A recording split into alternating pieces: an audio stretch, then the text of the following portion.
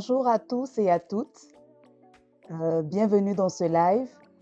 Aujourd'hui, nous allons aborder une grande thématique, à savoir le marché du travail actuel au Québec et les stratégies à mettre en place pour la recherche de l'emploi.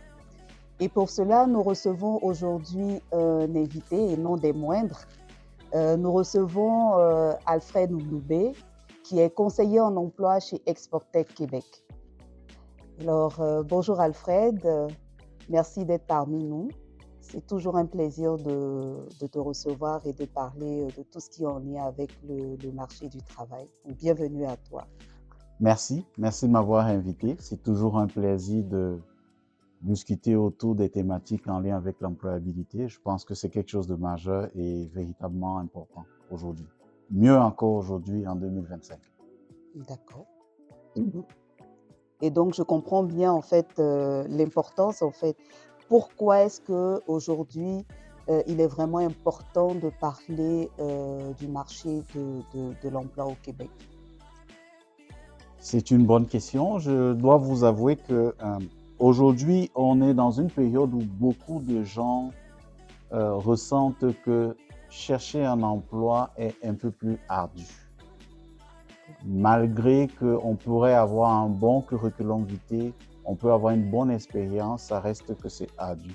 D'où l'intérêt notamment de cette thématique de la journée.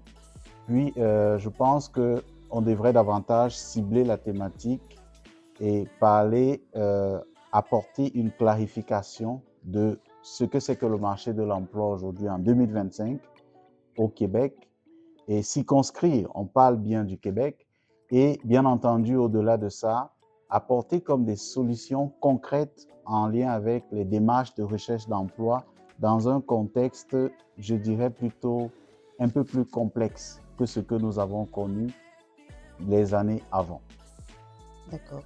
Merci. Et donc là, on va aborder justement ce sujet-là. Et déjà, j'aimerais te demander comment est-ce que tu penses qu'aujourd'hui, comment est-ce qu'il se porte le marché du travail au Québec aujourd'hui?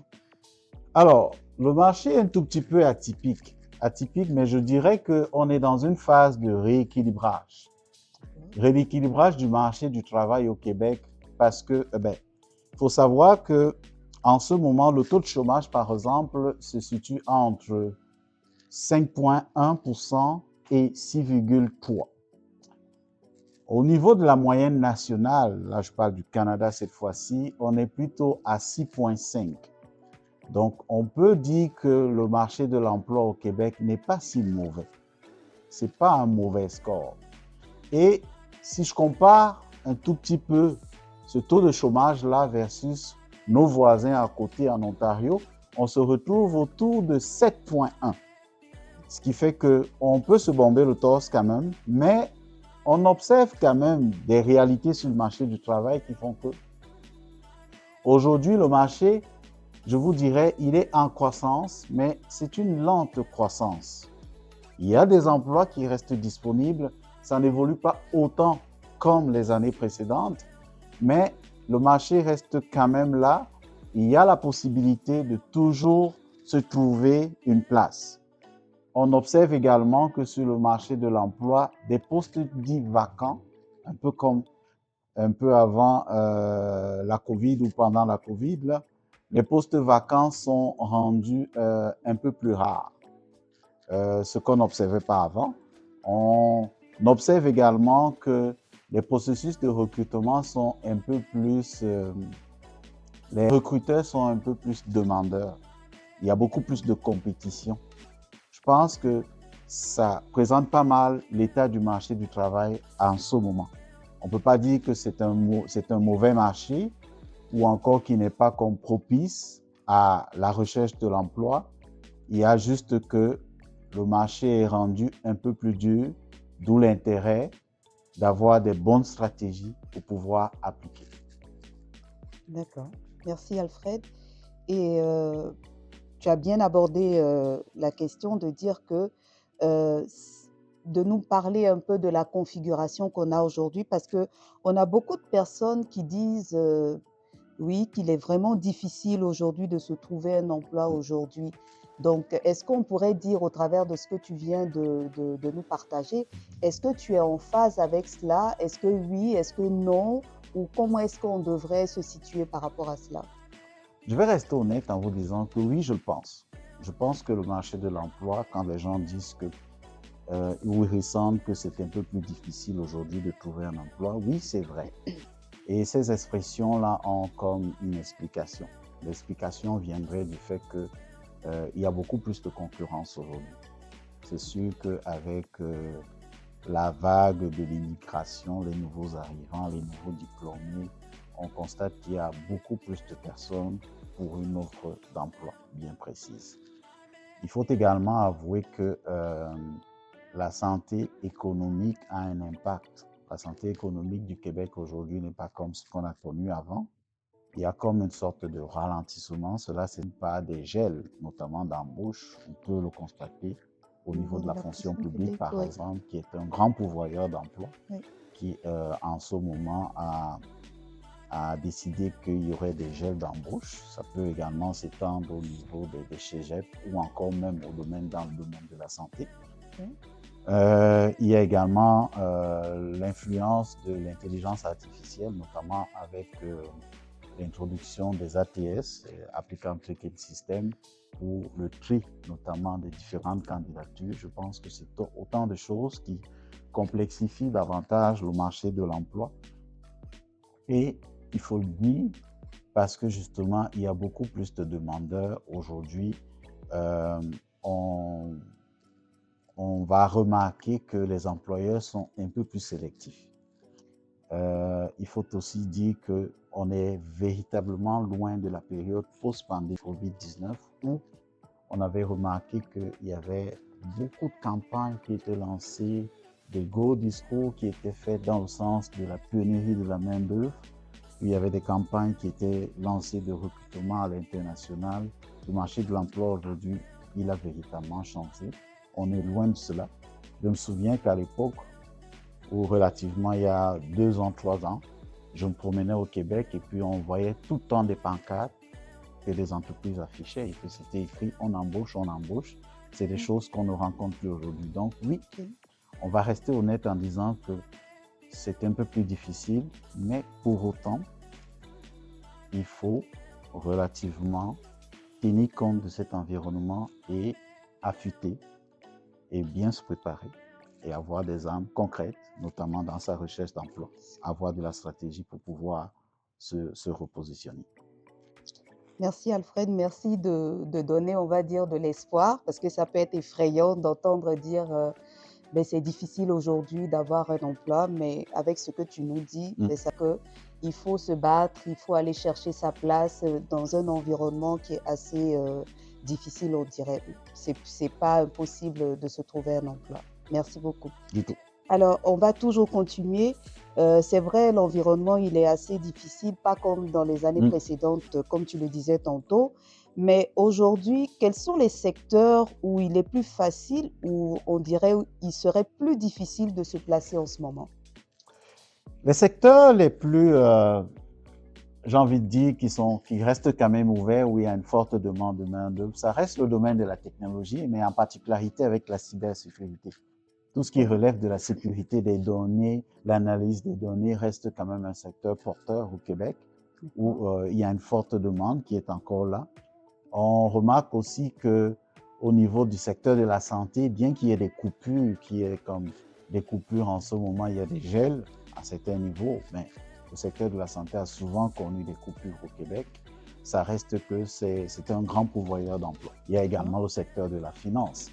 Maintenant, les secteurs qui sont le plus impactés par cette situation on va dire ça comme ça, de situation, je dirais, temporaire de morosité en lien avec l'emploi, c'est que c'est les secteurs tels que l'administration générale, par exemple, qui sont un peu plus impactés.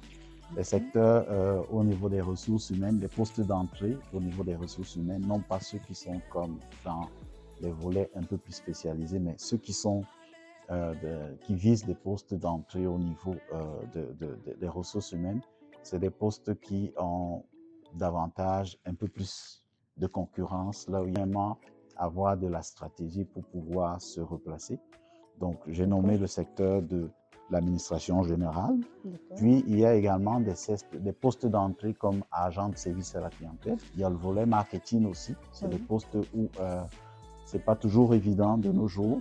Ça va demander un peu plus de travail personnel. Un peu plus de travail, un peu plus de proactivité, de visibilité pour pouvoir justement se replacer en emploi.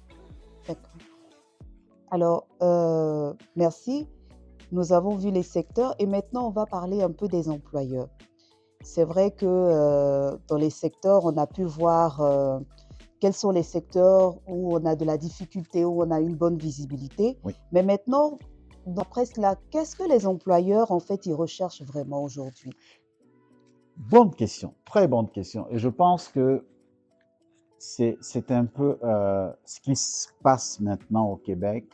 C'est important de comprendre la nouvelle donne du marché du travail. Ouais. On a vu apparaître des nouvelles compétences. Et je m'en voudrais de ne pas vous parler de la période de la COVID-19, la pandémie COVID-19 et la période post-pandémie. Après la COVID-19, le Québec, on a vu une nouvelle façon de travailler au Québec. On a vu notamment croître la compétence du télétravail. Oui. Ce qui fait qu'elle aussi a apporté comme son lot de défis, dans le sens qu'elle renforce le fait qu'il y a plus de concurrents maintenant, parce que pour un poste, par exemple, qui est ouvert en télétravail, vous n'aurez plus seulement des personnes qui sont dans cette zone géographique, mais des personnes qui sont également dans d'autres régions, voire même dans d'autres provinces, pourraient appliquer, et ça va augmenter davantage le nombre de personnes.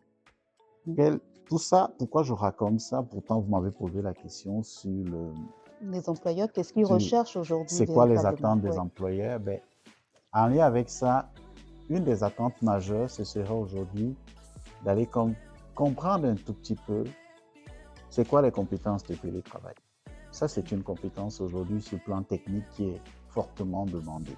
Il faut être capable notamment, et même on a vu avec Office 365 qui a fait comme un package et qui introduit justement un ensemble d'outils qui font que les compétences en télé, veut ou veut pas, on est obligé de les développer. On est également obligé, je suis sur les compétences techniques, on est également obligé de comprendre, veut ou veut pas, l'avancée de l'intelligence artificielle parce qu'elle nous rejoint. Elle nous rejoint même dans le processus, la stratégie de recherche d'emploi. Il faut comprendre un tout petit peu comment fonctionne l'intelligence artificielle et ne pas être quelqu'un qui subit le diktat de l'intelligence artificielle. Il faut pouvoir bavarder avec l'intelligence artificielle et comprendre comment ça fonctionne. Utiliser avec intelligence, on va dire. Utiliser avec intelligence, effectivement, vous avez bien raison. Mais je dois vous avouer que les compétences qui sont en prime, qui sont celles attendues un peu plus par les employeurs aujourd'hui, au-delà de ces compétences techniques, c'est tout ce qui relève de l'humain. Et là-dedans, j'ai envie de vous dire que c'est des soft skills, le comportement, l'attitude. Et en lien avec ça, une des compétences qui est comme majeure, hyper importante, c'est la capacité à communiquer. La capacité à communiquer est donc la compétence communication. Il faut être capable de communiquer autant à l'oral qu'à l'écrit. Bien au-delà de la communication, il y a une autre compétence qui est hyper appréciée, c'est l'adaptabilité. Votre capacité à s'adapter dans un nouvel environnement avec une nouvelle façon de fonctionner et de répondre aux attentes de l'employeur. Il y a aussi, en lien encore avec la COVID, les capacités de travailler en collaboration avec les autres, au travail d'équipe. Mais à côté de celle-là, on peut également nommer la prise d'initiative. Être capable d'apporter une valeur ajoutée dans une organisation, soit en participant aux réunions, pas en participant aux réunions en restant dans le oui-dire. Il faut être capable d'apporter des idées, de bonifier ce que vous faites au quotidien ou de valoriser davantage votre poste de travail en prenant des initiatives qui vont au final être bénéfiques pour l'entreprise. Donc, je pense qu'aujourd'hui, le chercheur d'emploi au Québec en 2025, tenant compte de tout ce qu'on vient de dire, devrait davantage travailler sur son attitude, sur ses compétences comportementales qui vont être valorisées en entrevue. En entrevue, là, on va plus seulement aller valider des compétences au niveau technique. Et même la formulation des questions,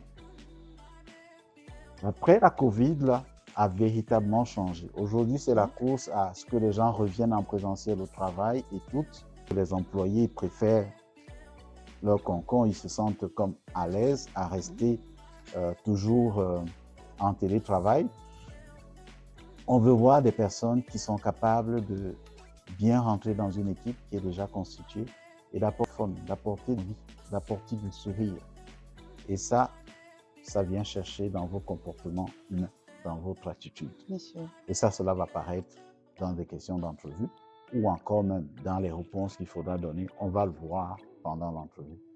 Les questions comportementales vont avoir comme de la primeur ou alors des mises en situation vont davantage avoir de la primeur. Déjà que je rencontre des candidats aujourd'hui qui, lorsqu'ils ont fait un excellent travail avec l'intelligence artificielle, ils sont capables de réciter un ensemble de choses, mais on ne veut pas la récitation. On veut de l'authenticité. On veut que vous soyez vrai. Et on va le voir dans une entrevue. D'accord. Merci beaucoup, Alfred, de nous éclairer là-dessus parce que je pense que c'est un point très important. Aujourd'hui, donc, ce qu'on retient, il n'est pas seulement question d'être excellent sur le plan technique, mais il faut avoir des soft skills qui permettent de se démarquer, on dira. Donc, être capable de travailler dans un esprit d'équipe, être capable d'une force de proposition aussi pour l'entreprise avec des idées innovatrices et vraiment se montrer comme, on va dire, un bon investissement pour l'employeur. Donc, quelqu'un qui est capable de bien prendre le poste et vraiment de permettre à l'entreprise de faire du chiffre d'affaires. Tout à fait. Ouais. Faut, si vous me permettez de rebondir là-dessus, c'est fini l'époque où on embauchait un CV. Non, on embauche un humain avec toutes ses caractéristiques, on embauche un potentiel, on embauche une attitude. Et on pense que cette attitude, le potentiel que vous allez apporter fera faire grandir tout le groupe à la fin lorsque vous êtes rentré dans le groupe. C'est ça qu'on recherche aujourd'hui. On ne recherche plus un CV. Non. C'est ça. C'est bien compris. Mais je pense également aussi pour les personnes qui nous suivent. Alors, vu qu'on est en live, nous permettons aussi à ceux qui nous suivent de poser des questions. Oui, donc, déjà, on a une première question qui nous est parvenue. Voilà, on aimerait savoir, avant de chercher un emploi, qu'est-ce que les candidats doivent analyser? Bien, ça relève de la stratégie. Et c'est une très bonne question parce que actuellement, ce que les gens font, c'est que à peine il a lu son offre d'emploi qu'il s'est déjà lancé dans la rédaction de son CV, voire même parfois il y a un CV qui est déjà comme dans un tiroir, il le ressort et puis il clique sur le bouton postuler, il envoie le CV. Je pense que c'est la pire erreur qu'il ne faudrait pas commettre. D'accord. Puisque vous décidez de vous lancer dans votre recherche d'emploi, avant de commencer même à rédiger votre curriculum vitae, Oui. il faut se poser des bonnes questions. D'accord. Il faut se poser les bonnes questions. Il faut se demander qu'est-ce que je veux cibler? C'est quoi mon objectif? D'accord. Qu'est-ce que je recherche vraiment comme emploi? Oui. Et accompagner ça du bon vocabulaire. Le bon vocabulaire qui est utilisé au Québec et qui répond aux attentes des employeurs. Parce que Tout à fait. je vois beaucoup de personnes aussi parfois, elles vont vous nommer des affaires, des titres d'emploi, mais qui correspondent à rien ou alors qui renvoient à autre chose et qui ne répondent pas finalement à leurs besoins. Donc, se poser la question, qu'est-ce que je cible comme emploi? Puis, deuxièmement, se dire, qu'est-ce que j'apporte? Qu'est-ce que j'ai à offrir par rapport à cet emploi-là? Et donc, bien se connaître ses compétences, connaître ses points forts. Qu'est-ce que j'apporte réellement? Puis, par ailleurs, se demander, il n'y a pas que vous dans l'affaire, c'est une relation où vous êtes à deux, c'est-à-dire l'employeur qui va lire ton curriculum vitae. Il faut se poser la question également, après les deux premières, c'est de se demander, est-ce que ce que j'apporte répond-tu aux attentes de l'employeur? est-ce que ce que j'apporte, que je mets sur la table va répondre aux attentes de l'employeur? Puis, au final, se dit, est-ce que ce que je cible comme objectif, c'est-tu réaliste par rapport au marché actuel? Lorsqu'on a posé ces questions-là et que on a bien pris le temps de comprendre son offre d'emploi, je pense qu'on a pas mal analysé et là, on va se sentir prêt. C'est un peu comme une campagne de marketing pour placer un produit. Il faut cibler. Il faut cibler, il faut regarder ses concurrents et apporter comme de la valeur ajoutée pour attirer du monde pour ton produit. On est rendu là. Il faut vraiment réfléchir sur sa démarche de recherche d'emploi, avoir un plan, être capable de l'implémenter par après. Mais c'est fini l'époque où on envoyait des CV n'importe comment. Moi, je suis partant et j'aime ça travailler avec des personnes qui vont arrêter une stratégie et se demander à chaque fois qu'ils doivent comme postuler, quel est le meilleur moyen pour que mon CV me génère une entrevue? Que quelqu'un qui va me postuler 10 offres en une journée, puis au final, il va juste récolter de la fatigue et de l'épuisement. Je préfère mieux ça. Donc, se poser les bonnes questions avant de commencer sa recherche d'emploi, bâtir un plan, puis essayer de l'implémenter au mieux de son temps. D'accord. Merci beaucoup, Alfred. Je pense que les internautes prennent des notes, de bien réfléchir à la stratégie qu'on met en place, donc vraiment cibler, bien lire l'offre, comprendre qu'est-ce que moi j'apporte, est-ce que ça fit avec moi, mes compétences, pas seulement, on va dire, technique, mais est-ce que au plan comportemental, est-ce que je serai capable de répondre à cette offre?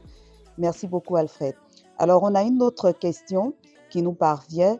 Comment peut-on optimiser son CV? Et LinkedIn également, aujourd'hui en 2025 où nous sommes rendus.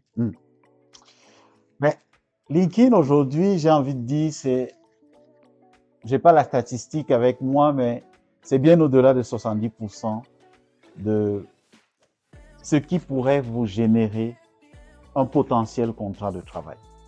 Un chercheur d'emploi qui aujourd'hui n'a pas son LinkedIn à jour ou qui ne travaille pas à améliorer son LinkedIn, là, pour moi, il n'est véritablement pas dans sa recherche d'emploi. Il perd quelque chose de très gros. Parce que la meilleure façon d'optimiser son LinkedIn, c'est déjà avoir une bonne photo, une photo professionnelle. C'est de bâtir un résumé de son profil qui soit aligné avec les valeurs que vous portez comme candidat postulant, mais également les valeurs qui fitteraient davantage avec votre objectif d'emploi, donc le titre d'emploi que vous avez ciblé. Mais au-delà de ça, LinkedIn est une plateforme où il y a beaucoup de professionnels. Et donc, c'est l'endroit idéal, c'est l'endroit du marché où il faudrait comme présenter sa marchandise de la meilleure façon.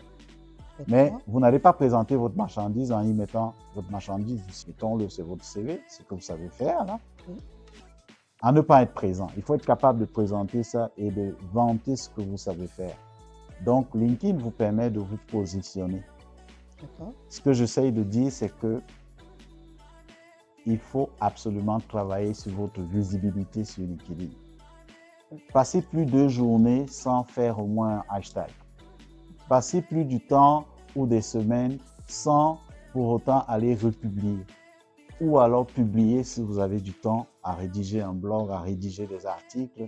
Mais tout au moins, même si vous ne rédigez pas des articles, il faut être capable de republier. Il faut être capable de mettre des pouces sur un ensemble d'articles pour générer du flux et attirer du monde vers vous.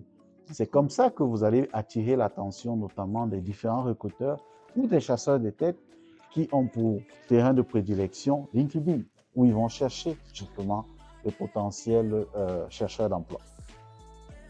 Quant au CV, le curriculum vitae, je vous dirais là, en lien avec ce qui a été dit précédemment, il est bon, il est très important d'avoir un titre de votre curriculum vitae. On ne le dit pas assez. Une autre caractéristique particulière d'un bon CV, c'est qu'il faut de la clarté. Il faut également tenir compte de l'influence de l'intelligence artificielle avec les ATS aujourd'hui qui sont sur le marché.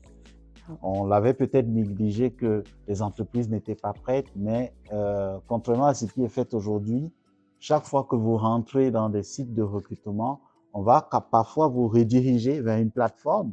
Et même quand vous rentrez dans le bouton carrière de beaucoup d'entreprises au Québec aujourd'hui, vous avez comme un autre formulaire qu'il faut compléter. Puis on vous demande parfois juste de glisser votre CV, mais parfois même dans certains sites, on vous dira le CV ne va pas être pris en compte. C'est plus ce que vous allez compléter au niveau de formulaire qui va faire office de candidature. Là, c'est un ATS. Oui. C'est un outil qui va vous permettre justement de classer votre information. Puis après, il ne va pas se contenter de classer, il va trier. D'où l'intérêt dans un CV aujourd'hui d'identifier les compétences clés, d'identifier le vocabulaire, les mots-clés qu'il faut par rapport à l'offre d'emploi et de s'assurer que vous avez couché sur votre curriculum vitae ou le formulaire en question les mots-clés qui reviennent parce que ça se peut que ce soit un ATS qui va faire le tri de votre candidature. Donc, oui, il faut avoir un titre.